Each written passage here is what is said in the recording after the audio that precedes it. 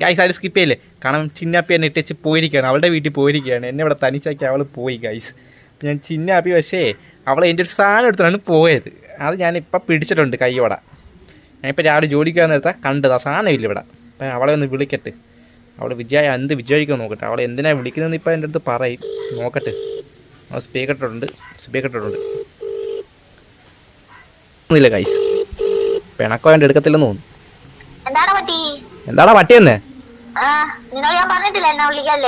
നിന്നെ വിളിക്കല്ലേ എന്ന്? നിന്നെ തിരിച്ചു വിളിക്കാൻ വേണ്ടി വിളിച്ചല്ലടി പട്ടി. എന്റെ ഫോഗിന്റെ സ്പ്രേ തേടി. നീ എന്നാ എന്റെ സ്പ്രേ എടുത്തോണ്ട് പോയത്? നിന്റെ മര്യാദക്ക് എന്റെ ഫോഗിന്റെ സ്പ്രേയോടെ കൊണ്ട് തന്നോ, എന്നിട്ട് നീ വീട്ടിൽ പൊക്കോ.